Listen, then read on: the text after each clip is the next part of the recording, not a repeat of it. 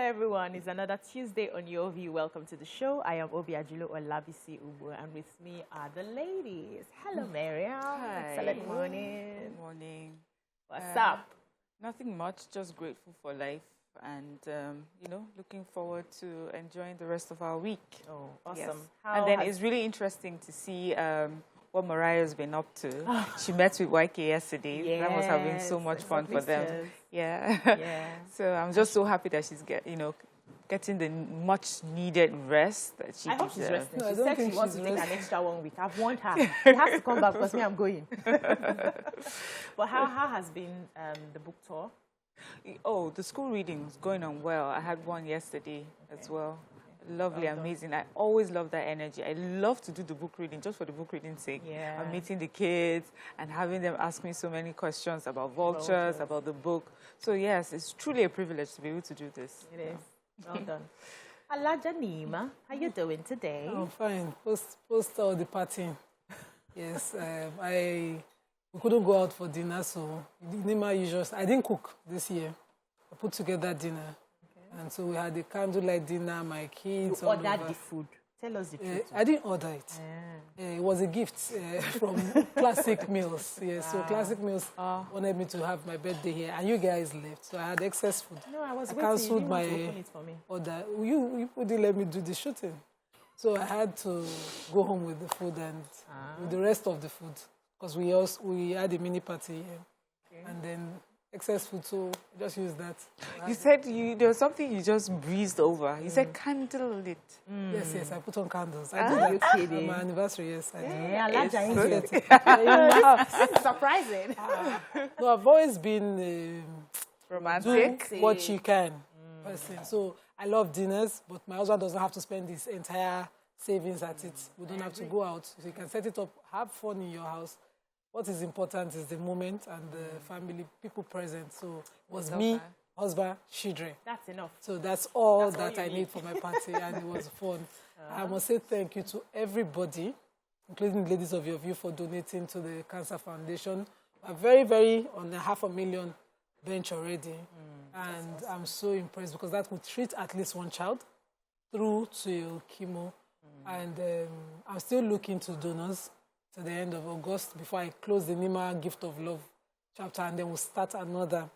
But I'm so impressed by it. Today was supposed to be for the launch, but the two winners I chose, I reached out to them and they said they couldn't make it for today. So we're moving it to next week, and I hope that the ladies can join us. It's at a spot. We already Soon.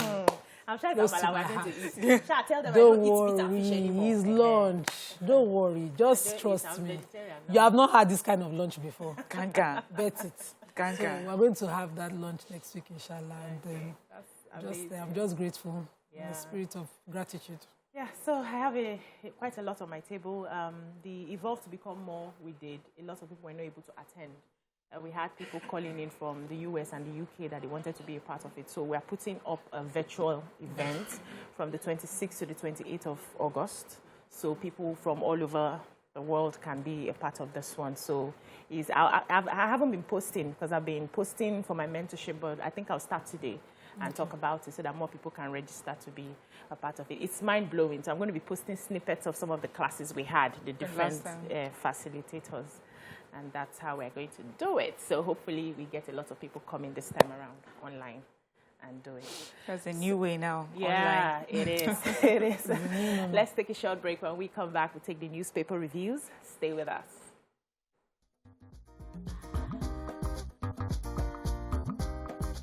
Stay tuned. Your View will be right back. Thanks for staying with us. We're starting with The Nation. NCDC confirms 15 monkeypox cases. Electricity workers set to battle TCN. Osun Osiek chairman alleges threat to life. Commercial activities pick up in Southeast. 19.64% inflation rate, highest ever in 17 years, says NBS. Ayu to Wike, others. I have no plan to quit PDP chair now. Federal government not sincere about ending strike, says ASU. Yobe North senatorial ticket. Court adjourns Machina's suit against Lawan. What stories do we have in The Nation? I'll take the major headline. So the peace talks between the presidential candidates of PDP and Rivers State Governor Nyesom Wike, they said yesterday may have suffered a setback. According to the report, both teams were supposed to meet and have a conversation in Rivers State yesterday, but the Atiku team didn't show up for that meeting. And it was explained that he had to attend an event in Yola in Adamawa State. But the Rivers State team, the Wike's team, said they were not even given prior notice of their absence, nothing. And that for them, this just shows that they have they're not committed really to solving the issues, between them.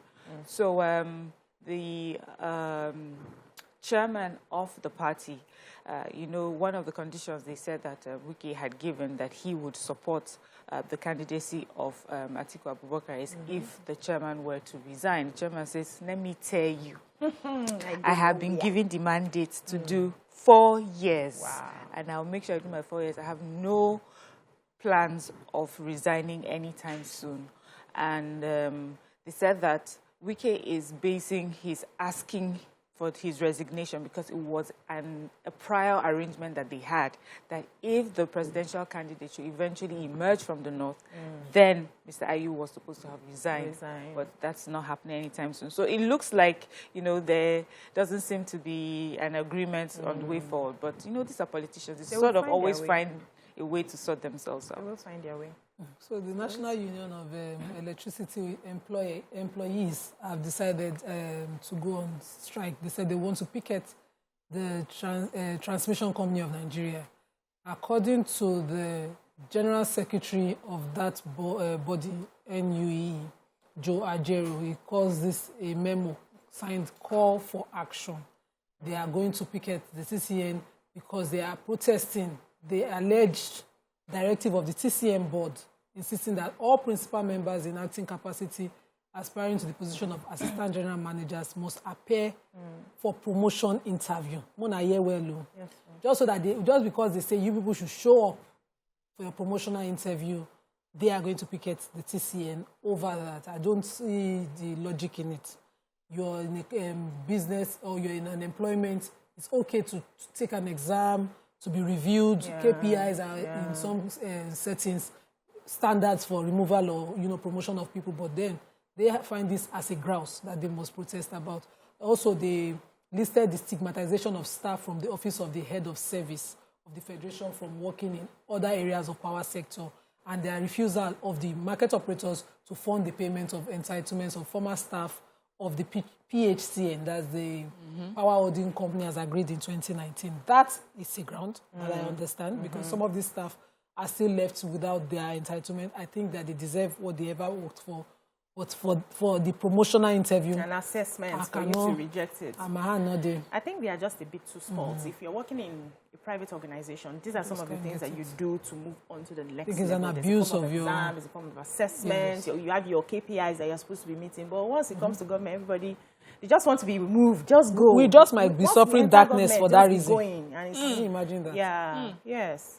I agree with you. So let me take the ASU case. So according to the Academic Staff Union of Universities, they are saying that the government has not been sincere with negotiations. They said with almost their 6-month strike, they've been going back and forth. There are several committees that they have set up. There was a committee that was set up before this NIMI BRICS committee, and they will come up with their recommendations, and the government does not follow through. Now, government is making it seem as if wants to sort of blackmail them with salary, that their grouse is not just the salary. And they are going to fight this matter to the end, because it's something that is it's a sacrifice they are willing to make right now so that the university system of the country does not collapse. So government needs to stand up and tell us where their priorities lie. Government has to do something about it. They are also asking for to be allowed to be autonomous, saying that all over the world, universities are autonomous. They are not under the civil service of any country. Government needs to do something about this. Our children, our students, I call them children, have been at home. Let's move on to the Punch. Power Intervention Fund jumps to 2.9 trillion. Lassa fever, 165 killed. Awareness call rises. Federal government, ASU, meets today. Strike enters 183 days. Running mate, Wike accuses Rivers elders of gang up.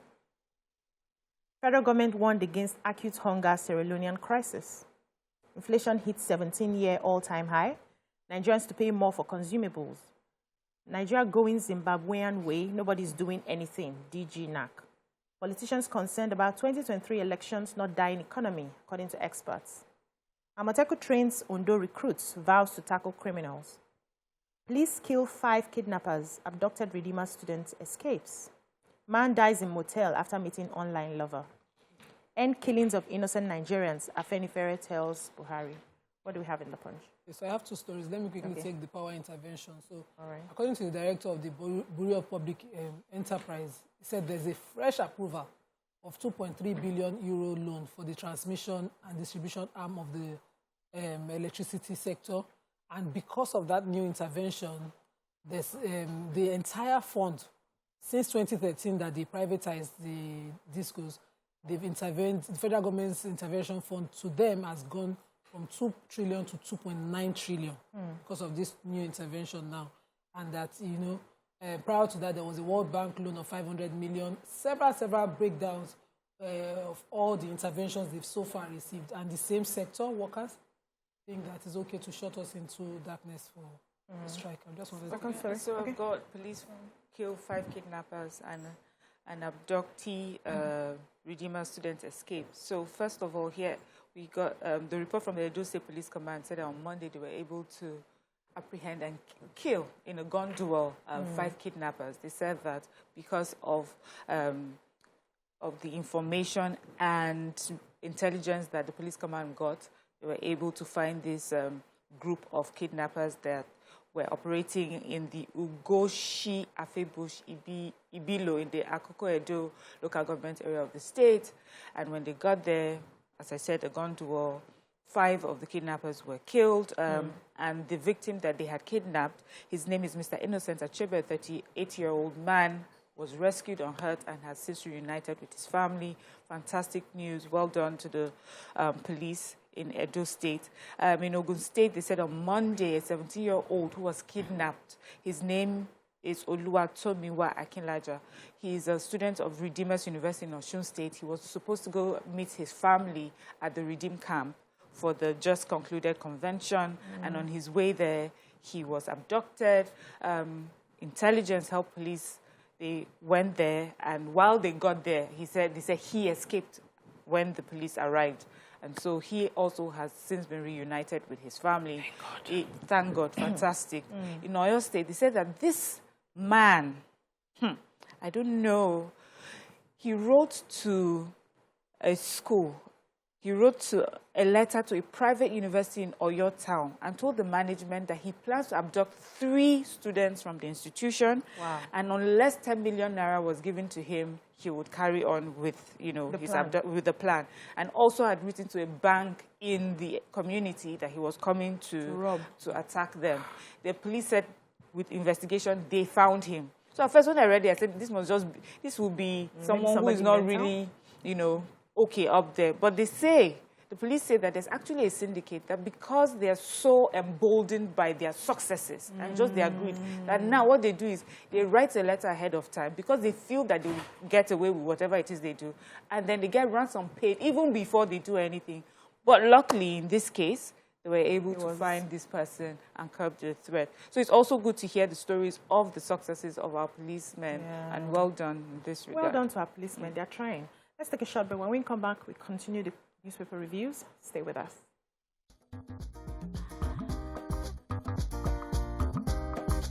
Stay tuned. Your View will be right back.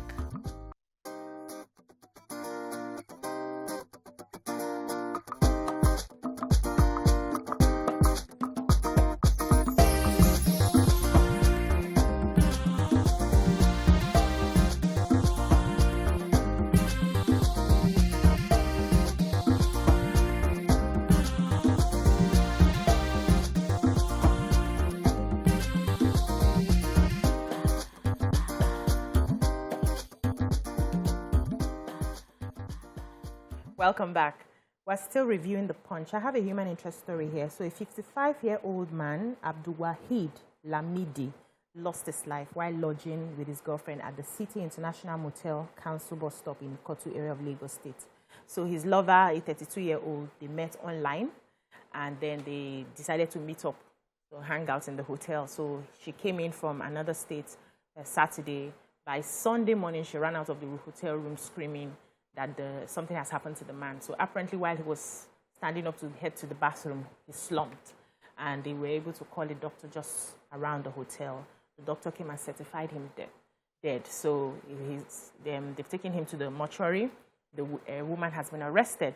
The police is saying that they are going to carry out further investigation. However, the family of the man are saying they don't want any case. They just want the cops to be released to them, that they have no case against.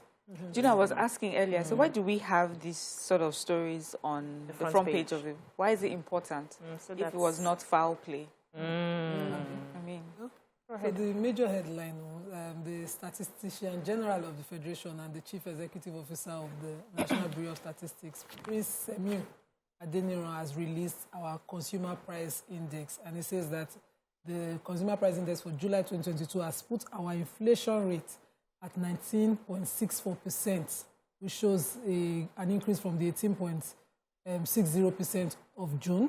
And this has put us at our highest inflation rate in recent years, in 17 years. Wow. And he also used this opportunity to warn against acute hunger. And a lot of economists are reacting to this. I wanted to quote someone who said that this shows that we are, this is inevitable because we are not a producing nation. The Association of Registered Freight Forwarders of Nigeria, Frank Uko, the founder of that association, says this is inevitable. We're not a producing nation. We're constantly consuming. There's no way of getting out of this. Something drastic has to be done now. We're heading the way of Zimbabwe. Wow. And in the same report, they took the story of what is happening right now in Sierra Leone, warning us that we should balance things.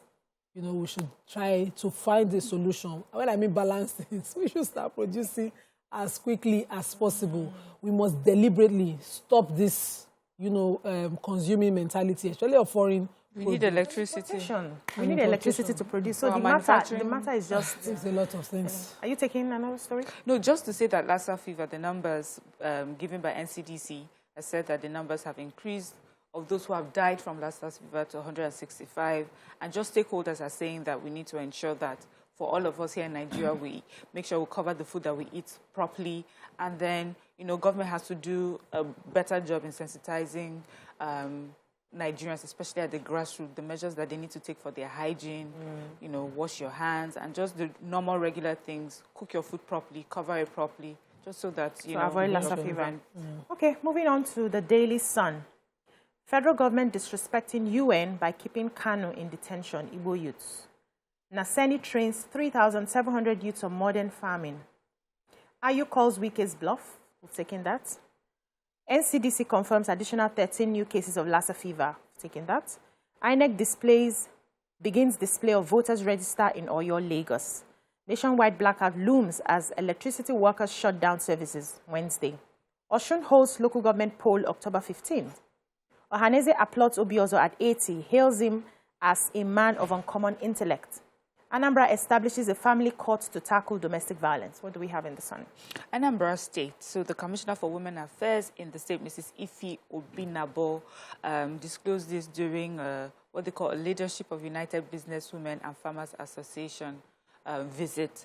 And she just said that given some of the backstory about domestic violence and a recent story where a member of government had been accused or alleged to have led to the death of his wife due to domestic violence,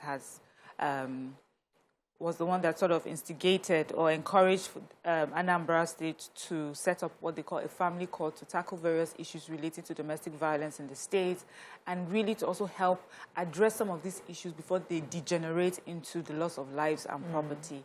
The visiting group has also said they also are approached by many people from the state to help them deal with domestic issues, and they would like government support to help them so that they can further give that sort of help to the state. I'm happy that we understand the need for courts like this. Yeah. They will quickly address issues. You will not leave it waiting, you know, and lingering for a very long time. For a while. So this is good. Okay, well who has the Naseni trains? 3,700 youths. Modern farming. We didn't take that. Okay, let's move on quickly to the Vanguard. PDP, Atiku holds rally in Yola. Wike's allies meet in Port Harcourt. Police, custom officers clearing agents buy Colorado tramadol from us. Drug peddlers allege. Wow. Millions of Nigerians taken out of poverty through works and housing ministry. Fashola. Worsening insecurity. Nigerians living in fear and uncertainty. Afenifere. Victor Waifo's family disowns remembrance program. Alleges forgery of will. Wow.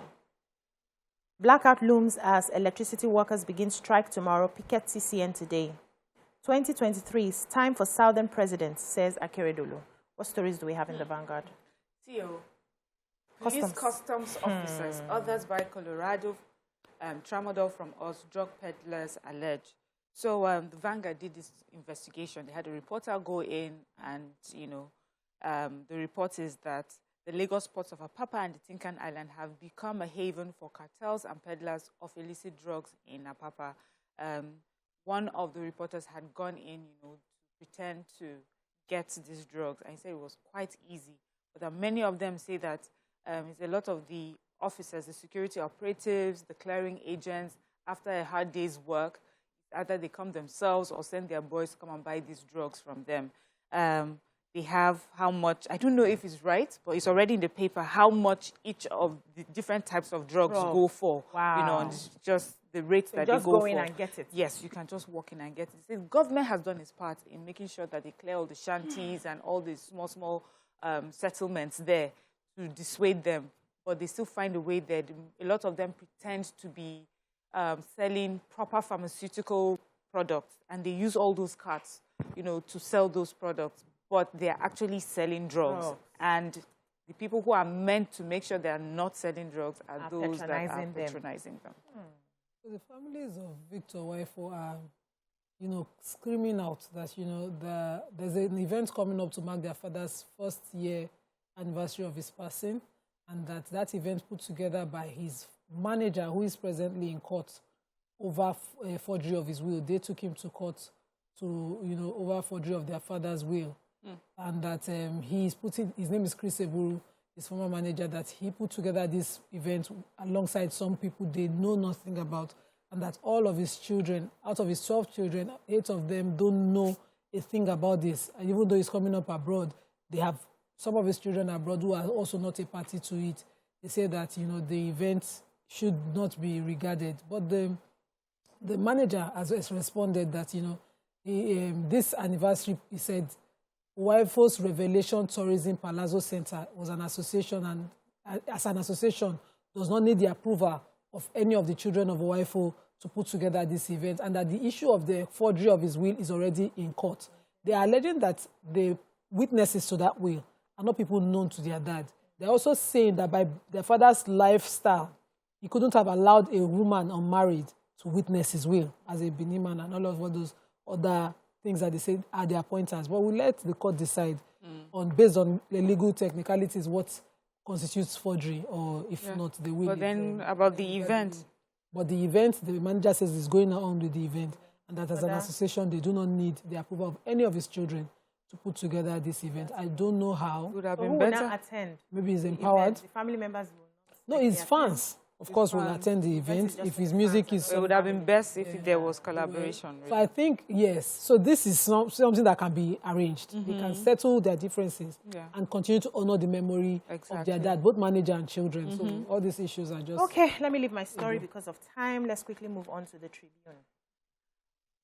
I have not resigned. I have 4-year mandate. Are you?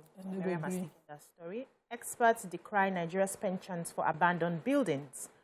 Inflation rises to 19.64%, highest in 17 years. Police arrest 30-year-old over attempt to abduct 3 university students in Oyo. Cooking gas price rises by over 100% year-on-year. Electricity workers set for strike tomorrow. Naseni deploys technologies to train 3,700 youths in modern farming. So what stories do we have in the Tribune? No. You don't have any stories in the Tribune? Okay, so I took the cooking gas story. Let me quickly get it. So, according to the story, it said the price of household, according to the story and also what we are experiencing as Nigerians, we are the ones buying the gas, we understand. It said the cooking gas, known as liquefied petroleum, rose by over 100% year on year. That's the latest reports from the NBS. So on a month-on-month basis, the average retail price for refilling a 5 kg cylinder of liquefied petroleum gas, according to the reports, increased by 7.57%. June 2022, we had it, so it kept moving from 3,900, it moved to 4,200, then it moved to, I think, 4,650. And right now, some people are buying in different places 9,005. I bought last week for 9,005. Now, the issue here is that they are saying that while everybody is complaining because of the Russia-Ukraine war and is affecting them, Nigerians should not be a part of the people complaining. Those people is really hitting are those who do not even have crude oil because they are constantly importing and it's very expensive now. But we have crude oil. We shouldn't be among the countries who are complaining. And what they are advising now is that we need to revamp our refineries. As a matter of fact, they should declare a state of emergency on the refineries, ensure that we begin to revamp them, and also make plans to build a state-of-the-art new refineries to help us so that we don't continue to have these sort of issues where everybody's crying, and even the people that own the natural resources are crying as well. I just hope that something can be done about this. That's all we can take on the newspaper reviews. When we come back, we move on to our hot topics. Stay with us.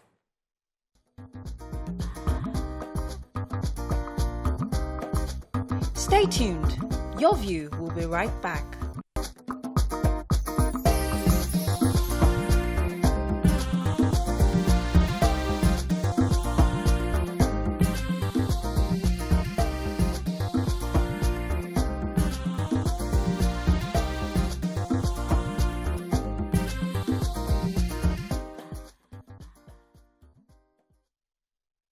Thanks for staying with us. So, last Friday, the management of the Nigerian Social Insurance Trust Fund appeared before the Senate Public Accounts Committee and stated that termites have eaten up some documents of the trust fund containing expenditures worth 17.1 billion. These documents are set to contain details of spendings by the agency in 2013. This has been under investigation, and some receipts were not presented when a panel was set up to investigate how these monies had been spent. And now we hear that termites are finally eating the documents and probably the receipts, so we may not have any of this information anymore. But what are your thoughts on this? You can join the conversation on 081-270-53687 or 091-390-76948, or tweet to us at TVC, #TVC Connect. So, my sisters, what is it with Nigerians and animals, Nigerian parastatals, government? Environmentalists. You are the queen of vultures. So tell us the connect when we are. I remember back in 2018, a snake swallowed some amount of money.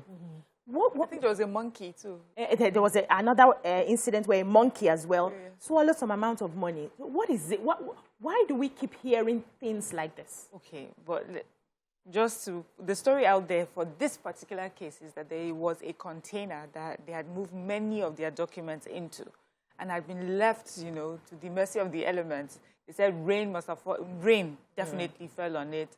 And then, of course, over time, termites will do what termites do.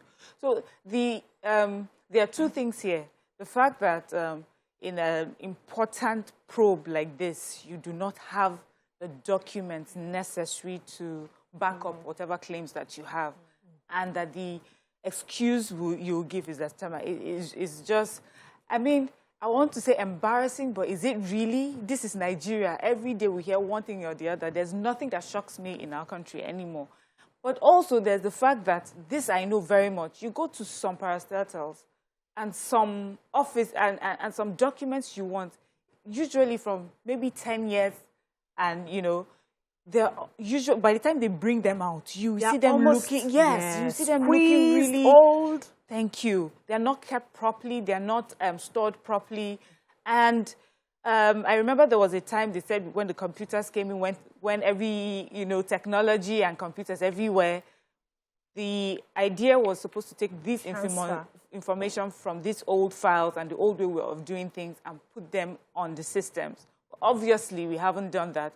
Or we are now using it as an excuse to, you know, so that we don't get called out for some bad behavior. This, for me, is a serious case of corruption. Yes. And if you're unable to provide the information or the data or the documents needed to, you know, you'll be in big trouble. This should not be an excuse. But this is from 2013. I guess now what will happen is you have to call all those people who were, you know, involved that year and call them to answer to this. But why would you have documents and everybody knows that you have this document just left outside for rain and termites to feast on? That's very sad. Ima, what are your thoughts? So now, it's a problem from the root. I think that, you know, even from government agencies that would expect to hold some agencies to account, they don't keep copies of some transactions themselves. And then we don't budget properly. Why would you store certain sensitive documents in a container outside, open to elements? There are several storage facilities that are modern. Yeah. I'm not even talking of the tech ones now where you put up in a cloud, you put in a flash, in a diskette. I have lost all my software. Over the years, whenever I work on any document, I keep the samples because it takes a while to draft the good document. So when I have to draft next time and the terms look the same, I insert names and it works faster. I call them my software. I've saved them over time in flash drives, add storage drives and all of that. And recently, I just could not. Once I opened a new system and tried to put them back on, I couldn't find all of them, so I'm starting afresh. Yeah. So these things happen. I'm not saying there's a perfect storage system. I'm just saying there are more modern, more ways to do things. As lawyers, when I was interning with one of the lawyers then in Festac, we had a very good safe drive, and it was fireproof and everything proof. So I don't understand how a government establishment, a full government, will not have, you know, such storage modern or, you know, unique storage safe for keeping things like that. That you go and put them in a container so that termites can go. There are certain storage implements that you have, nothing of elements of God can reach them, not even fire. And so we know whenever these things happen and a person comes before any probe panel and says that it's a cover-up, clear. It's corruption, it's a cover-up, and there's no excuse for it. Imagine that within the CBA, they are telling us that they cannot find the document. This country will fall. Yes, sir. And you know, NPC now, they might have to say termite enter there because now they've not been written. No, we need to look for another animal. Termite, so they've used termite. They've used termite, now they have to find. And in my own place where in my family, we honor termites, you know. So there's a likeness to my praise in my family that termites are not dangerous. And now, somebody is likening them to this kind of thing. They're not the ones destroying. It is the cover-up that is happening within every government establishment. The JAM one, for instance, that woman had, over the years, when we used to use scratch cards, sold and consumed the money without remitting. She is the consumer of the money. But when she came before a probe panel, some people just don't think. You just throw snake at the whole country as having swallowed the entire money. Fear of God catch me. Some kind of heavy lie that you don't even probe. So we know that these things will go bad. Things will happen to them. But Nigerians, when you hold an office, you must learn to keep not just copies of those things, but to keep them well in case you are accounting for them. And when you are handing over or you're leaving that office, feel proud to hand over to the next person. Neatly. Good records of how you held office. I grew up, my dad growing up had one diary. We call it hardcover higher education. And in that book you hear, must so and so money for this. Must this. One time I went into that book, because there was always monies in between. Named, labeled and all of that. And I took some change and I went to school. in the name that when I come back, I'll put it back. And unfortunately for me, that's the day Baba opened his book to check. He said, do you know there's no sermon in the world I did not hear about trust, amana. You keep something, they gave you something to keep, you keep. There was no sermon that, I thought I stole, money that I intended to put back. So that's how people of old used to think. And you'd expect that people would do it now. Those are the people who are aspiring for offices, they want to die there. But then when they go into those offices, they abuse it. Recently, they said there was an agency who said they just took 72,000 because one of them, in a government public office, they said they took just 72 million for surgeries of one staff. In this country, they just took it without probe, without approval. They're planning to put it back. I don't understand. Because that's how they always took. They've always took, and nobody has ever held them to account. There are ways to hold public office, and I hope that this probe does not start and keep quiet. So the probe must follow through their inability to answer for this money. Something destroyed it. You are unable to answer for, so that they themselves will start to find copies and be made to answer for this. There's actually consequence for their failure. So there are two things I hear. One is the issue of management. We've had problems of managing our parastatals. It's been a disease that has eaten deep into the government system. With the new inventions, technology and all that, I was thinking that some things would have gradually been phased out. I was thinking that by now we'll have governments who are beginning to set up. They are transferring data from manual files to the computer. There are some agencies that are doing that. When you want to do your CAC registration now, everything is mostly done online and all that. So what stops this trust fund to have started? That's one. Issue of management, we need to deal with that.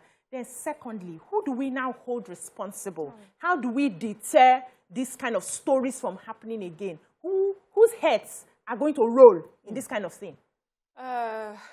So, talking about management and that one that you brought up is that, people used to go to school to learn how to keep documents. It's a cost. I mean, it's a job. It's a proper job. And I don't know if anyone does that. I know a lot of things are phasing out, but, this is something that we need to bring back and encourage because obviously it looks like Nigerian civil service is struggling in that aspect. But, if we constantly just keep talking about it and making it newspaper and everybody laughs about it, nothing will be done. We just need to see that people, although I hear that people have been sacked, but, sack is not enough. It's never enough. Yeah. We need to punish people. Yes. And when we punish people, we cannot give them pardon 2 months down the line while doing their sentence. That's another issue. We need to send a message to people that when you do something like this, there are consequences. And that's the only reason why Nigerians will keep behaving like this. The other reason why people would not want to do the hard job of transferring our old files onto the computer, it's easier. There are so many loopholes in the old system. There are so many things that you can get away with. Here, the computer, many Nigerians in the civil service are still struggling to understand it. Oh, God help you if you had to go to civil service and it's always network down. And I'm wondering, is it really network or are we struggling to, It's always, every time there's something you have to do with the government and a lot of people are gathering, there's always something about network shutdown. And I just feel that they do not have the right hands yet. And they're still grappling with how to use it. But it's also harder, to do some things that are illegal because on computers because it will show. And there's something also about money. If you decide to follow, money leaves footprints. Money leaves a trail. Unless you are not looking. But if you want to find money today, you will find it. Even this amount of money that they have said termites have. They can trace it. They can trace it. In fact, they said that some of these went to some accounts. Yes. Personal names and some companies. So it can be traced. We'll find out why they ended up there. And everybody will be should give account for what amount they got and how they spent it. I agree with you, Miriam. Let's take a short break. When we come back, we take phone calls and messages. Stay with us.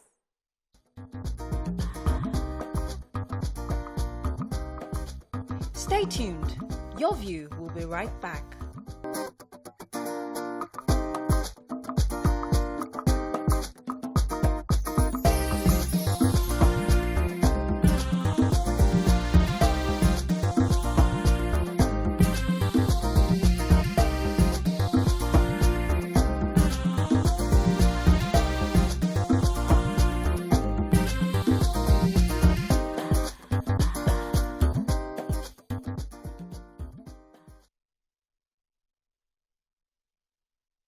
Welcome back. So we're still talking about the Nigerian Social Insurance Trust Fund and how they have claimed that termites ate the documents that, contain some amount of money that is missing right now.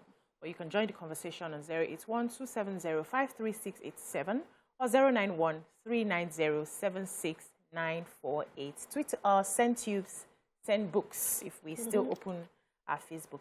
So I know that in this case, they've started this investigation a while now, and a lot of managers, people who had worked in this sector had been called in from time to time to give an account of how this money was being spent. And it was as if they were passing blame. I'm not in office at so time. Why don't you check with the account and all that?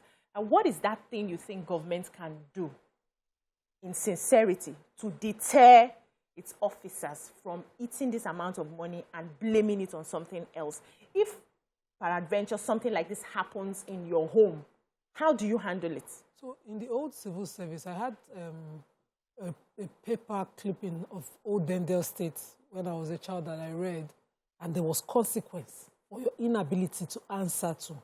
So I would understand how then, if somebody was aspiring for an office, the weight that it carries, the way they would handle it. Recently, there's been no consequence for any inaction or action. So even legally, crimes are committed whether by action or omission. Yeah. But here, omission becomes a defense. When they come to answer and somebody says, I don't know means that you go and prove. I just don't know. Just leave me. There should be consequence for I don't know. If the buck stops at your desk, at your table, you are head of Dagbaja so department. There's an account of everything happening under your eye that you must give. Your inability to give it cannot be excused. I have seen panels held. Even the panel of off your mic. It ended at, I don't know, of certain things happening under your nose. And you go scot-free. We're talking of 17.158 billion naira. Hi. Between a period of 2013, between January to December 2013, in a period of 1 year, 2 bank accounts. So several angles you can trail this money, as Miriam said. Let me pause you. I'll come back to you. Ernest from Lokoja has called in. Good morning, Ernest. Good morning. Yes. I first of all want to thank all of you for this program. I'm a regular listener. Welcome to the show. All right. You guys are doing a very nice job, and keep it up. Thank you. The problem we have is that we don't have decent leaders. Even in offices, we don't have decent leaders. Because based on what they are saying, each time a fraud is committed, the next thing we hear is that one thing has consumed the money. And I keep wondering, so termites eat money? They eat paper. Or newspaper, or some time ago we heard about snake issue, monkey and blah, blah, blah, all these things. I think the one has gone digital.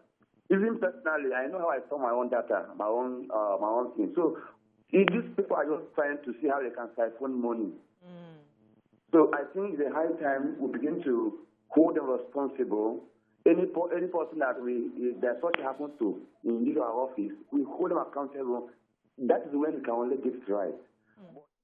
Thank you so much, Ernest. You were saying, Nima. Okay, so from a period to a period, banking account officers within these banks sent out money based on the instructions of so. So the tracing is a lot of work for an EFCC agency. But I've seen the EFCC. I've gone to the EFCC to write petitions on behalf of some of my clients, and I've seen how thoroughly that they deal with such petitions. People come in to answer, and how thoroughly they follow through. So if a person fails to cover certain areas of question, you know that area is grey. You probe further that area. You find, and if federal government is serious, they will probe those loopholes, those unanswered questions, till there's a consequence for whoever fails to answer to. So when you come to before a panel or a court, and they're saying this and this and this are missing within your watch, somebody cannot keep these 2 things now. And I'll say, I do not know where this one go, but this one, I was watching it carefully. How? I should be able to say, I slept off and somebody took this one. So I omitted to protect. And then the consequence of it, if I cannot place it where it went, and confirm who stole it, I must be made to face it. That makes me sit up when I'm working to make sure that whatever is within my care is thoroughly protected. But in Nigeria, we then see people say, like the former CGN who just declared health issues and resigned when he was being probed to answer certain questions as regards, appropriating funds under his watch. Without bothering to answer that question, he was retired honorably. You go house. Yeah. And there's certainly no consequence. It's smart move. It's a bad trend. It didn't start now. Yeah. It's always been. Sure. But that bad trend continues. This no consequence mentality, and nothing can happen. I know Bissina, I know Miriam now. They're the ones on the pro. Bissina, remember that time when you were on grab, the ones that give you water? Miriam, remember that time that you were stranded? I was the one that sent my driver to pick you. So you people would not be like, it's we, it's us. This country has to grow. Let me take this call. We don't like where we are. We will not get a Messiah to come and change it. The people of Nigeria must change. I agree with you. Let's take Jubril from Ikeja. Good morning, Jubril. Good morning, madam. Good morning, sir. How are you, ma? I'm doing amazing. And you? I'm very, very okay. Man, I really, really enjoy your program. Thank you. Can I tell you about that money that termites eat? Yes, please. You see, the problem we're having in Nigeria today, we don't have a very, very good leader. Everybody is thinking about themselves. Majority of the leaders that we have, I'm sorry to say, they are not sincere on a very, very good note. Sorry. It's only God that will help us in Nigeria. We are very stingy and greedy. We only know ourselves, but we don't care about others. May God help us in Nigeria. Thank you, Jubrilu. I don't think it's God, though. I think we have to begin this is where we call that you, the people. Yeah. It's when we say to help us in Nigeria. We cannot blame colonialists today. At all. We cannot blame military today. We cannot blame, there's just groups that we're constantly blaming. Today, we blame us. Because I always say this, our leaders, those in authority, those heading parastatals in offices, they are Nigerians, they are relatives, they are fathers, they are mothers, they are sisters and brothers. When you go even for little things, sometimes you go to some offices for little things. I don't want to call this particular government agency here, but I know someone in there who has asked if there was a way we could investigate and make the reports, well known. Nigerians are supposed to go there and do business. And you're not supposed to pay any money. And the amount of money, even if you have to pay, is just minimal. But the people that work there found a way to make sure that those who are coming to get that service from federal government parastatal are paying much more than they are asked to pay. And they're getting away with it. And everyone in that office is involved.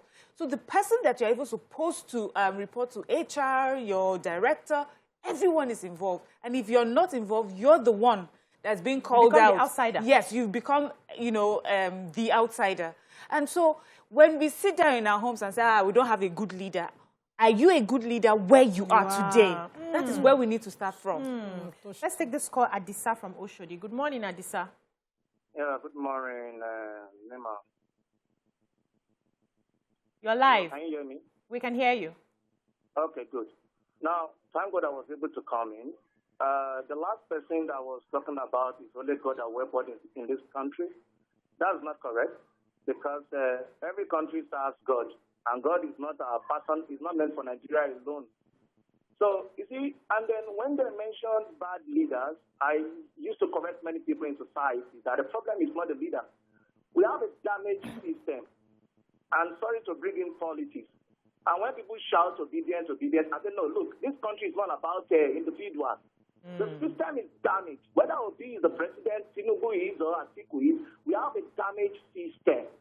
Now tell me, since the first person that made mention of snake then has gone without being punished, everybody now has excuses to siphon money. Now, if you want to tell me, 2013, my son was 2013, and I still have all the pictures on his naming. I saved them on Google Drive for free. Next year is going to be 10 years. So you don't tell me there's a Google Drive where you can keep files, archives. So you don't tell me a file is missing just less than 9 years. It's not done. So we have a corrupt system. And if the system does not change, sorry, a prophet cannot come and change it. But it's not the issue of the leadership. No, we have a damaged system. This country needs to be decentralized. The country is so wide that people felt nothing can be done to them.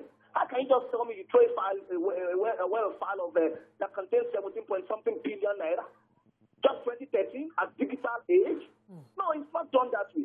So irrespective of who becomes the president, who governs this country, if we did not correct that system, if we did not correct the system that says you can be a politician, but you as a politician, your son cannot attend a public school, that means you are not proud of the system you are controlling. If you are a politician, you are a governor, you are a councillor, you are a chairman, you are a president, but your children cannot attend that public school you're meant to be handling, you are not qualified for that position. So we need to correct that confusion first. A confusion must be done in such a way that from the president up to the local government councillor, your children must attend a public school, not a private school. A public school, which you are proud. You are proud to be a councillor, but you are not proud to send your children to a public school. So you should not fit in that office. Thank you so much, Adisa. That's. I agree. Thank you. We need to do a lot more by holding ourselves accountable. Take some tweets before. So Emmanuel here says clear case of cover-up, but the real issue is the impunity that emboldens such stunts. To say knowing fully well that nothing will happen, and is naively delusional to even hope that anything will come out of any investigation. We have had snakes, so termites shouldn't surprise anyone. We have Bukola Salako says, why did they not employ technology to preserve important documents? This is definitely a cover-up. Nigerian civil service are the ones destroying this country. Mazi Oke Ojuku says, when no one is severely punished for wrongdoing in public office, the rest shall rise to do more wrongs. Punishment is meant to deter the rest.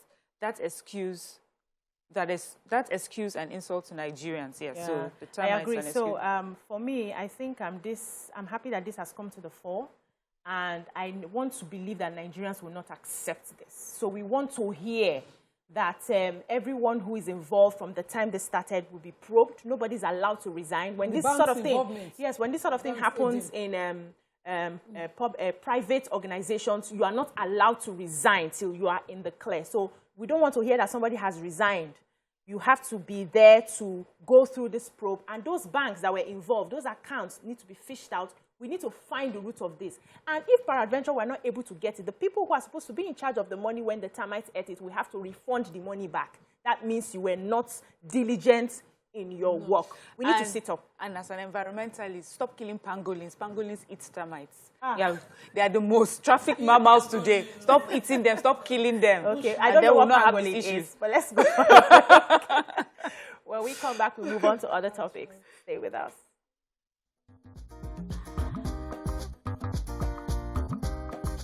Stay tuned. Your View will be right back.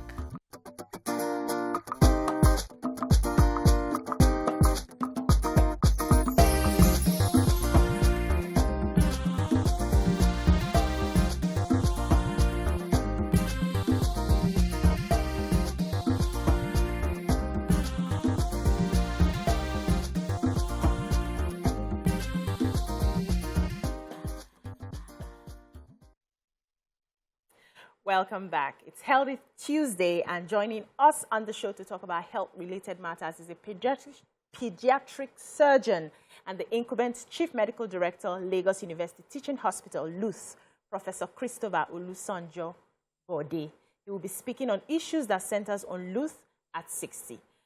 Your ability to access medical care, complaints, latest innovations, reducing medical tourism, eliminating maldiagnosis, maldiagnosis, checking corruption among staff, and others. You can join the show by calling on 081-270-53687 or Twitter us at TVC Connect. Good morning, Professor. Very good morning to you, too. How are you doing? I'm doing amazing. So today we are talking about LUTH at 60. Yes, we are. Yes. LUTH is celebrating its 60th year anniversary. Started on the 9th of this month. 60 years ago, on the 9th of this month, the first patient was admitted into LUTH. That's what we are celebrating today. All the good things that have happened in those 60 years. Yes. Okay. So I would like to start by asking you, how have you progressed from the time you started 60 years ago till now in terms of the sort of care that you give to patients who come into Luth? I must say that, you see, by the time Luth was starting, there was only one teaching hospital in Nigeria. That was the University College Hospital in Ibadan, UCH, which had been established in 1948. Following the reports of the Ashby Commission, there was need to establish 3 more teaching hospitals, along with their corresponding universities. The Ahmadu Bello University Teaching Hospital in Zaria, the University of Nigeria Teaching Hospital in Enugu, and also the Lagos University Teaching Hospital as the teaching hospital for the University of Lagos, which was established at that time. It's been a steady march in progress ever since. Starting with nothing on ground, this hospital evolved into a household name in Nigeria, a big brand, and many lives have been saved with many firsts. This hospital established the first endoscopy unit, which was done by Professor Akinade Shola and his surgical team in the whole of West Africa. This hospital established the first radiation biology center to treat cancers. Professor Kofi Duncan is still alive. The first dialysis center in West Africa was established in this hospital. And any dentist in Nigeria was either trained by or trained by somebody who trained in Luth, because we were the first to establish the first department of dentistry in the whole of Nigeria. So many firsts like that. The hospital has given a good account of itself in service, in training, and also in research, which have remained the 3 mandates for which it was established. Thank you. Okay, sir. So, Prof, we would like to know, in the 60 years of Luth's existence, what would you say are let me just give a number, 3 things that you're most proud of today, and then 3 things you wish you could do better or could be done better in 60 years?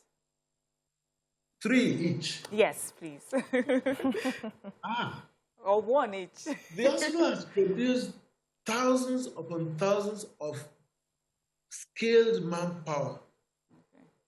Our trainees, our graduates are much sought after all over the world. You don't hear anybody complain about Nigerian doctors, and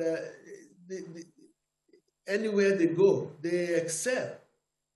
That nurses, doctors, pharmacists, laboratory specialists, and you name it, they all excel wherever they go. That is a testimony to the degree of training that they receive here. Another one has been the upsurge of infrastructural renaissance that has happened in the hospital in the past decade. We have so many things to be proud of. We have the best cancer center in the whole of West Africa, in fact, sub-Saharan Africa, north of South Africa. We are competent. We deliver world-class cancer care at a fraction of what you will get it anywhere else in the world, even excluding the cost of airfare and hotel fare. And we have so many. That's another one. And the third thing I'm very happy about is the role the hospital played in assisting both the federal government and the Lagos state government during the last COVID-19 pandemic. I won't say the last, which is still ongoing. Yeah. So these are great things that the hospital has meaningfully contributed to not only Nigeria, but to the world. Yeah. And we can stand tall and hold our head high and say, yes, Luth has been a part of those things. Now, you also ask about things that I would rather wish to be done better. I would wish, for example, that all Nigerians are well covered under a well-organized national health insurance scheme by now. People say we still have less than 10% of Nigerians covered. And as such, healthcare financing and who pays for good care that we can provide is a problem. Without money, you cannot run, even if you can produce the best care. If the clientele cannot pay for it, how do you sustain it? That's one thing. And it's one thing Nigeria will have to grapple with and definitely decide on who. The question is, who will finance the good health care Nigerians receive from hospitals such as this? That is one thing. Another thing I would rather not have had were the spate of incessant strike actions that dominated the past several years, until maybe, let me say, about 7 or 8 years ago, when in our sector, the healthcare sector, government put its foot down and said, if you don't work, you don't get paid, and that reverberated down the rank and file. And as such, we've had a lot of peace in the system, which has allowed growth. We could have done without all those strike actions, when at a point, everybody wanted to see who could cause the most number of strike actions. A third one would be the unsavory interdisciplinary rivalries between associations in the healthcare sector. We know the historical antecedent and all that. It didn't go well for healthcare for a long time. These were things that, however, have now been put to rest, or let me largely put to rest. We could do better, but these are some of the things one could have done with that. Thank you, Prof. Well explained. Let me get in more questions. Okay, so Prof, congratulations on the 60th. Thank you. Look, that as an institution cannot just, be without challenges. I know that the institution was built for a smaller population, and since the population has exceeded that facility, so constantly you have patients coming and complaining of bed spaces. Some of these issues are unattended. I had the experience of turning back patients. There's also the mismanagement of certain areas of the operations of the hospital, where your staff, some of them, would require monies before they even allow people into the gates because of bed spaces. Again, there's corruption. There are so many issues. How many of these are, to your knowledge, and how have you been tackling them, sir? Thank you very much. I think the first part of your comment is well taken, that in 1962, when LUTH was established, it was planned for the small population of Lagos. About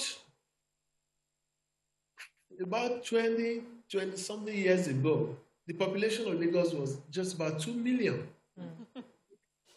You can imagine that the population of Lagos has done more than 10 times that since. And as such, the same facilities established 60 years ago cannot cope any longer. We now have 2 teaching hospitals in Lagos. In comparison, let's take what happens in Abidjan, which has a population of about 8 million, has 3 teaching hospitals, and they are building more. So you can compare that with a population of over 20 million that has just 2 teaching hospitals.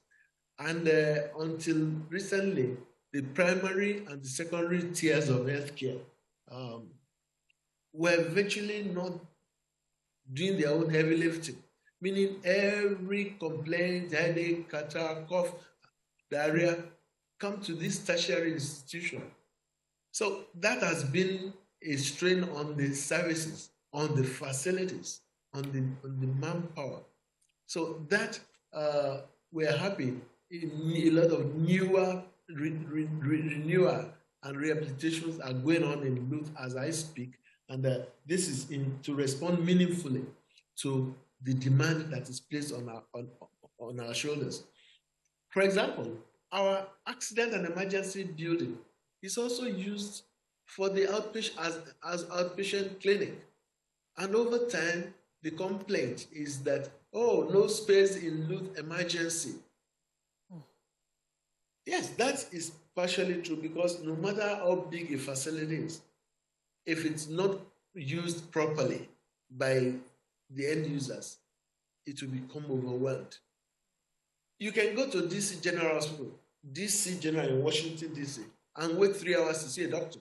And when Nigerians experience this, that's when they write home and say, oh, we didn't know this also happens abroad. But the peculiar problems in Nigeria include the fact that patients cannot even pay for what they are consuming for the services you are rendering.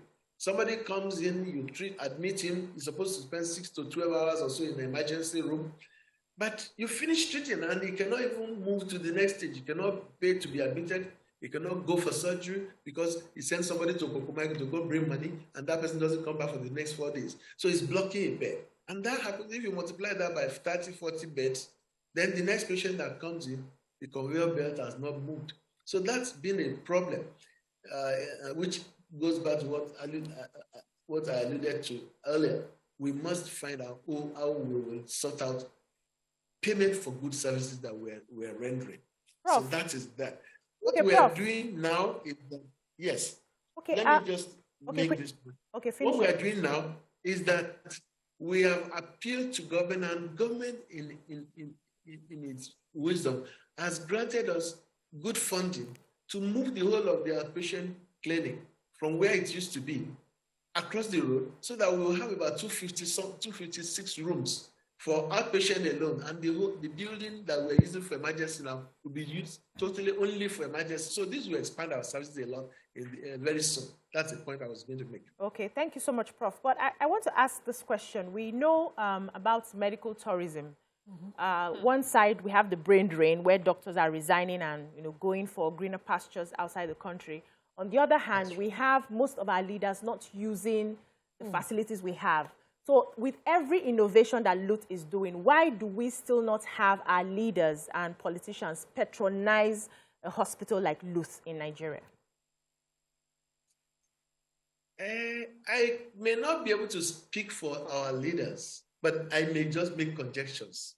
The choice of where you go for healthcare depends on a number of factors. Don't forget that hospitals are a combination of what you call hotel facilities, where you want to be pampered and you want to be given prompt attention, for which you will pay, and also the treatment facility, medical treatment. We combine this in hospitals like LUTH. We have gone through several years of zero growth budgets, underfunding, conflicting policies and things like that, which led to us getting left behind. I'm not talking only of LUTH, Nigerian medical services in Nigeria. We got left behind while other countries and other climes moved ahead technology-wise. It's only in the recent years when governments have renewed the desire to fund teaching hospitals like LUTH and rehabilitate them that confidence is returning. And this, as quite a number of government officers are patronizing hospitals like LUTH. I must say that. So that impression is wrong, that they are not coming. They are beginning to come. I mean, who want to go and spend $32,000 abroad when you can get it for less than $3,000-4,000 in Nigeria, in LUTH, in your own backyard? Money. And you'll be treated by that question. It's government money, Prof. But Prof, I just want to say something. Okay. I say it's government money. You were asking who would want to spend that amount of money. So a lot of government officials are coming. I don't know if it will be possible to legislate that nobody should go out of Nigeria. We're not an authoritarian country. So, but what we can do is to promote and continue to improve our services and advertise them and use mediums like yours to advertise what we do, showcase what we are doing and what we are doing well. And that's the only way the confidence will return. And then more people will patronize us and spend their money here in Nigeria. And that's the way it is. Thank you. Okay, Prof, so, this job that we do here, every day we get to read some really heartbreaking stories as it relates to our health sector. one of the ones that keeps reoccurring that's so heartbreaking is when someone is involved in an accident or has been shot by an armed robber and that patient is taken to the hospital. I would like to know what Luth's stance is on someone who has been brought to the emergency, either from a road accident, bleeding from a gunshot wound, with no relative or anyone that can stand for them at the time. What is the policy on Luth to treat that person or send them away? Thank you. The teaching hospital was built by Nigeria for Nigerians. We are all human beings too. And apart from that, the federal government has a policy for all its hospitals. Any hospital in Nigeria, whether private or public, is not allowed to reject a human being brought for emergency treatment. That goes without saying. Whether you are a king or a pauper, you have money, you don't, we cannot reject you for an emergency. We will admit you, we will give you the best care we can to revive that person and stabilize. Please, those words are very important. If he's bleeding, we stop it. If he's cold, we warm him up. If he's having a fever, we bring it down. If he's unconscious, we find out the reason why, investigate, and quickly bring that person to consciousness. If he's diabetic, we maintain, and we do all that to revive. Then we maintain life. That is the stabilization. We maintain life so that it doesn't go down or become worse. But after that, within the first 48 hours, 24, 48 hours, I will not say this too so openly. Let me be careful and choose my words very well. We will revive you and stabilize that person. If it's a critical thing, we cannot stop and fold our hands and say, okay, go and bring money before we treat you, we do the next things. We will encourage that whoever that person is to pay, if they can, if they are conscious, we will still continue treating. But we will try and get our money subsequently.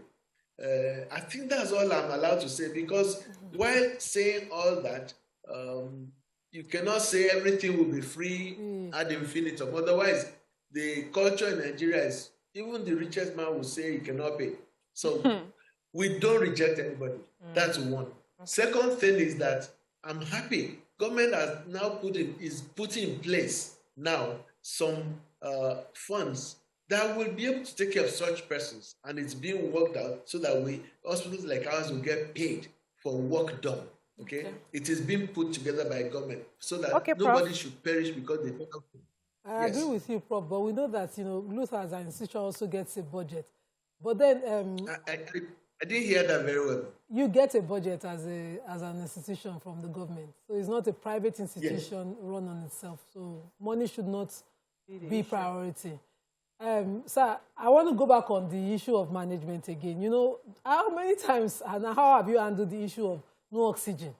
We know when people come to hospitals, you then find out that patients are made to buy certain things they need for care in government hospitals. It happens a lot. You're treating a patient, they run out of fuel, they run out of oxygen, the families are running helter-skelter. These are some reports that, have happened within your institution. Also, how do you deal with some of your high-ranking doctors who are consultants with private hospitals referring patients out of Luth to those hospitals? Have you gotten those reports in the past, and how have you dealt with some of them, sir? Okay. No oxygen. Luth has an oxygen plant established by a private organization years ago that produces up to 160 cylinders of oxygen a day. Yes. Recently, we as I speak, so that capacity is also being upgraded with funds from government. So the issue of no oxygen rarely occurs in Luth. Except there is a breakdown or something, no oxygen doesn't occur. Prof, sorry to interrupt you. Let me finish that sentence. Okay. However, the oxygen we get from the private PPP must be paid for. Otherwise, we won't be able to get more. So the issue may be a patient who cannot pay. We will find a way around it. We will not deny you of oxygen, but we have enough oxygen. The litmus test of that was during the COVID-19 pandemic, when so many patients had to be admitted at the same time. We managed. Yeah. We even that time, when there was a day we had 48 patients on admission, all of them needed high flow rate oxygen. We supplied it. So Luth has oxygen. We're even hoping that by the time the increased capacity comes in, we'll be able to supply other centers with oxygen. That's one thing I would say. Thank you so much, Prof. The second thing you mentioned something again about doctors that have private practices. Yes. And we discourage that with as much force as possible. It's in the statutes that nobody should refer our patients outside. If anybody is reported who does that, they will face the highest level of disciplinary action from the hospital. Thank you so much, Prof. If it's brought to the attention of the institution, yes. Thank you so much for being on the show. I wish we had more time with you. We would have asked a lot of questions, because there are still issues that Nigerians are complaining about, especially when it comes to Luth, that we didn't have an opportunity to get answers to today. But thank you so much. From time to time, we hope to hear from you on that. We've been speaking to Professor Christopher Olusojo-Bode. Thank you, sir. All right, that's all we can take on this segment. When we come back, we move on to other topics. Stay with us.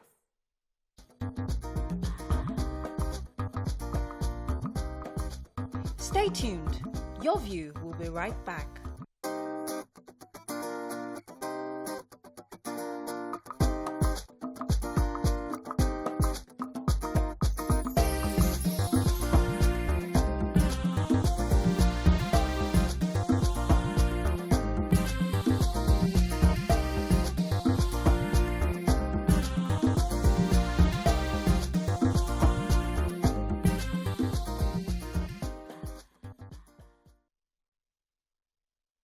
Thanks for staying with us. So there's this tweet we found on social media that has been generating a lot of heat, and we decided to take it. This tweet was made by Prince Olumuyiwa Adejobi, who's apparently a police officer. And he says, "I was driving today in Abuja, and one road safety officer who wanted to arrest me for using a phone heard me instructing the DPO to put one person in the cell. He saluted me and passed me. This is to say, to every rule, there must be an exception to save some situations." And he puts laugh out loud. What are your thoughts on this? You can join the conversation on 081-270-53687 or 091-390-76948. So Nigerians are really upset about this tweet, saying that we have our governments, we have our leaders make certain rules and regulations, and then they do not follow through. But they can harass individuals and, regular people who somehow disobey the same rules that we see them disobey clearly. Everybody's talking about, they say some people are being arrested for taking one way, but then they see police vans, they see the army all taking the same one way that they're talking about. When we make these rules, are they supposed to be exceptions, and how do we handle these exceptions? What are your thoughts, ladies? Okay, so the Prince Olumuyiwa Adejobi is the PRO of the police force. He speaks on behalf of the IG, sometimes on behalf of the institution, and always more. Yes, there are exceptions to every rule, but it has to be in issues of security and emergency. He tweeted to let us know that this wasn't an emergency. He found it funny. Laugh out loud. For someone I haven't met and I've always respected, because there's been consequences of police officers' abuse under his watch, which he has also informed us of. And this just suddenly just flattened the high level I was putting in for me. He tweeted and he found it funny, and this was no emergency. I have always thought that this issue of no phone calls while driving should be reviewed. I drive with my earpiece on. Some people have Bluetooth speakers. You can have a chat for long while I was on this show, I need a phone call to keep my eyes open when I'm driving back home. Yeah. Sometimes driving to work because of the distance. And I get stopped. Once I was with my mom on the phone, my earphones were in my ear. A federal road safety officer stopped me. Asked if I was on the call. I could have said no. I could have said I was listening to music. I said yes. He packed me, pulled me over, and I paid the fine. Wow.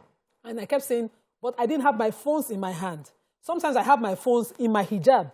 And it will be an issue that why do you have your phones in your ear? Once I was stopped for being on the map and driving. And I said, I'm on the map. I'm trying to follow. I don't know this area well. I was parked by a police officer. So I don't see the emergency in this. And for someone who's been parked too many times, I don't see the emergency in his tweets.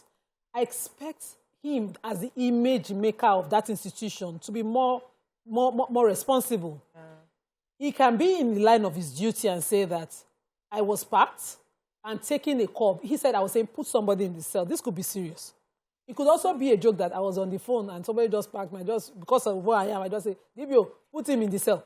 And, But the cell could be an emergency. This is too, for someone in the PR business, for someone who is in the image-making business, this is just too wrong. All shades of it for me. And I don't expect this to go without, of course, the backlash that he got on Twitter. But I expect it even more as a person. I expect him to apologize for this. He should know that he has done something wrong for the same things that he has called out for. And should not just wipe this under the carpet as it has speech. That's my own. So because Nima has just addressed, the obvious, which is, it just comes across as being irresponsible. Especially because he ended it with LOL. So it made, like it was something that was... not that serious. But if he had not put the LOL, I may have taken it to mean that he was just trying to talk about situations where it requires that there should be exception to the rule. Because he says this. This is to say to every rule there must be an exception to save some situations. If he had said that, then my question would be, what situation was he trying to save? What situation needed him to be on the phone, at that while driving to save? But when he put that LOL, like, But since you've dealt with that, let's also talk about situations that need to be saved, because I think the police on the road need more than anyone the training that they are on what situation, those situations that are exception and that need to things that need to be done, that need to be saved. What am I saying? Anyways, emergency situations, basically. So I'm saying that there have been situations where I feel that the police would have handled it better. This road safety officer that stopped him thought he was in an emergency and handled it differently. I have seen police officers, no matter what you explain to them, you will pack. This is an emergency. That child is in the back of the car in pain. I'm rushing, you're going to school. They don't want to hear. You will pack. There's a tanker that has just fallen over there. This is another way where we can all pass, or else all of us will be in traffic during rush hour. Oh, I would like to have seen a police officer try and, direct traffic. They don't understand those situations. So if he's talking about situations that will save something, I think he should have used this to explain that. He made it seem like he was just talking about, being more powerful than a road safety officer.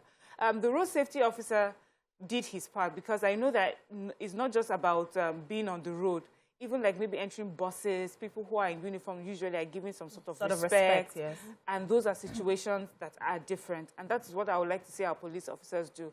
Especially, too, as Nima said, this particular PRO seemed to have been the front face when it comes to those who have misbehaved and how they have been, taken out of the service because of misbehavior. So I do not expect that is what he meant, that I've gotten away with a misbehavior. I'm hoping that it means I'm trying to teach it, about situations that require exceptions. Why are you teaching to it the on rule. Twitter? That would be my question. Well, because that's where everybody is these everybody's days. Not on Twitter. But I don't think he's even tweeting to teach us. Exactly. No, that's why I'm saying. Because if who are his students? Exactly. Not security officers. So why you're are you saying to the road safety that I just beat you guys at your job.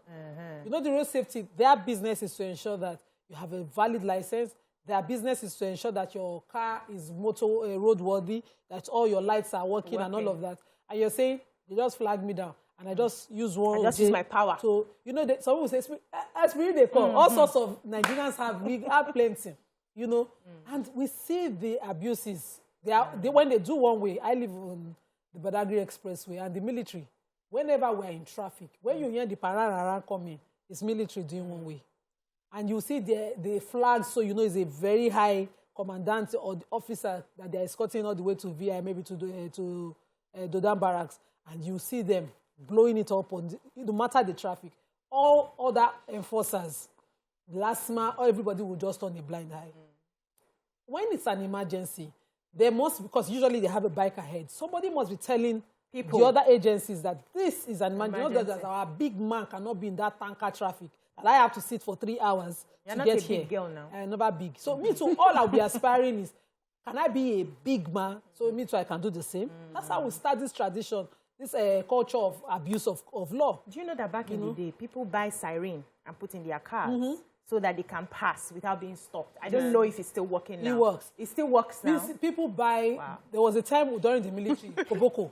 And so some of my uncles, I said, Uncle, I have Koboko. I go beat anybody, I will let them since I've been military, you know. They'll put it in their cars, and I just could not comprehend it. I would never. I just could not. And, you know, they will continue like that. Some people will go and get a military, there's this... sticker? No, there's this, like a flag. I don't know what to call it. That they hang on the car. Mirror in the dashboard car. area. So think that they Esprit de corps. Esprit de corps. Let me tell you this Esprit de corps story. Tell us. I had this driver, silly man. He was being stopped. Instead of him to stop, he, you know, tried to... he tried to escape. Anyway, they stopped him. Even me, I was in the car. I was like, what's happening here? Then immediately the king was like, Esprit de corps, Esprit de corps. The way they ID him, Esprit de corps, let me see your ID card. You guys don't have ID card. Whoa. Next thing he said, I'm in the media. They say, which media? Let me see your ID card. Media ID card said, he does not have. I'm like, why did you do that? Yeah. He said, he normally says it and he gets away with it. Wow. That day, his cup was full. They were really upset that he just drove away. So the thing is, if this message is not about teaching situations that are inevitable and you have to sort of break the law, then it was irresponsible. And it's irresponsible not only because, you know, it happened to you and you went to your house quietly, you decided to broadcast it. Yes. And so what are you telling everyone else that's reading this, that we can go ahead? Calling. And then we will hear, because at first, to tell you the truth, I did not know it was a police officer that tweeted it. So I thought it was someone saying, I picked up my phone and I said, when the traffic officer heard what I was saying, let it go. So some people are going to try that. Some people are going to say, okay, so these are the words to use. I know people that put that thing you say, I know people that specifically go and get it or buy it to put in their cars just so that police officers don't stop them. We need to find a better way to address it. I'm hoping and I believe that the PRO is going to retweet something or say something to explain this is better. Not acceptable. We're not taking it from him. Let's take this call. Johnson from Abuja. Good morning, Johnson. Yeah, good morning. Hello, good morning. We can hear you. You're live. Okay, yeah. I'm the first caller. My name is Johnson. Welcome to the show. Thank you very much. I'm actually I enjoy every bit of your discussion. Oh, thank you, sir. And I'm happy for what you are doing. Thank you. Okay, concerning the topic you are dealing on now, which is a police officer being proud of escaping sanction, I want to make it very clear that in this our great country, the people that are causing the challenges we have are the law enforcement agents. Whenever you see any issue that is not working well in this country, it is either those that are placed in the position to regulate or to take care of those things. They are the ones that usually go against those things and destroy what we agreed to actually regulate or to put in order.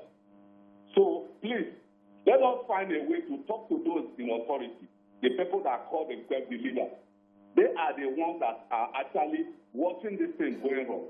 If it's possible, let's put up a commission to take care of those law enforcement agents. If you go to EFCC, it is the same the EFCC that go to people that they are supposed to prosecute, and maybe, you know, somehow they will compromise their position. Yes. You go to police, the police will compromise position to to allow those people that they are supposed to, to take care of, to either put them behind bar or to prosecute, So the same thing, you go to almost all the law enforcement agents, So it's going to be, I think the leaders will find a way around, be it to set up a commission against all these law enforcement agents. They are the problem we have in this society. Thank you, Johnson. Prince Olumuyiwa Adejobi is the police first public relations officer. I'm on his page right now, and I'm seeing his response. He's retweeting questions about this tweet and responding. And he says that this was a test as to fake news. I hope he's managing this well. He's saying that it has never happened before, that he tweeted this to see how people will question fake news. And that the Federal Road Safety closed at 6 p.m., sometimes 7 p.m. And he says that in the evening, that he tweeted that he was driving in the evening. Nobody questioned the time and whether road safety will be outside. He said it has never happened before someone got the cruise. Don't castigate me for this. It's simple logic. When the road safety officers close, we need to reason fast when we see messages. Okay, so can I even call? Yes. Wait now. Write-ups before reacting. This is how many of you spread fake news. I won't catch plenty. I beg, just give me time. Please, I'm seeing loopholes, but let's see how people reason. Road safety officers don't work beyond 6 p.m. Okay. And then he says, whenever he's driving, there's one he said, it did not even happen because I don't drive myself while on duty, except off duty. And road safety officers don't operate at 6 p.m., max 7 p.m. I only tested the strength of fake news. You can see how it's spreading fast like a hammerton. This is because people were tweeting and calling him out. He said it has never happened. He talked about let's move on. Him moving with his security and while he's driving alone. Let's move on from his response. Because sometimes when this sort of thing happens, anybody around you should take away your phone. In responding, you will dig more holes for yourself and you'll fall in. It's not your job to test fake news. People can call him up on that. He has a job to protect the lives and property of people. And the image of the police. Of the so it's police not your job to test fake news. That's not what you're supposed to be doing. And also, I do not even think that Nigerians don't understand that there are exceptions for every rule. We understand that. One of the reasons everybody is getting upset is the fact that we observe the abuse that goes on. It's the abuse. If Nigeria was the way Nigeria was when I was growing up, that we didn't have this much abuse, and once in a while you see a police taking one way and all that, you won't raise an eyebrow because you understand that something is happening. And how do they pass information when something is happening for people to understand that they are supposed to be doing this now in cases of emergency? It's the abuse that Nigerians are worried about. And what this tweet, if you ask me, has just done is the fact that anybody can just feel, I can get a police uniform and act like a policeman and get away scot-free. And we have a lot of people who are doing that right now.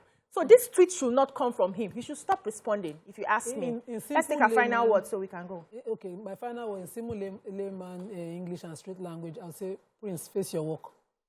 Your work is strictly the image of the police. Of the police, face and your you have done amazingly well up until this tweet. Personal opinion. I have started following him on Twitter. I have loved reading information from him about all the police abuses. In fact, all the sack and derobing of the police officers I saw on his page. I started to respect him. This tweet you didn't have to do in the first place because it was out of your job. You are not a fake news tester. You don't work with the Ministry of Information under the Minister for Information. That is not your concern. And then in responding to everybody who tweeted at you, there was some sort of ego. I hope that you gain the respect you have earned as your office back. And please do the right thing. And Stop Nigerians are not tweeting smiling. on this, please. Miriam, your final thoughts. She has said it all. Okay, Neva has said it all. And I hope you guys enjoy the show. That's all we can take for Your View today. We'll come your way again tomorrow. Stay with us. Bye-bye now.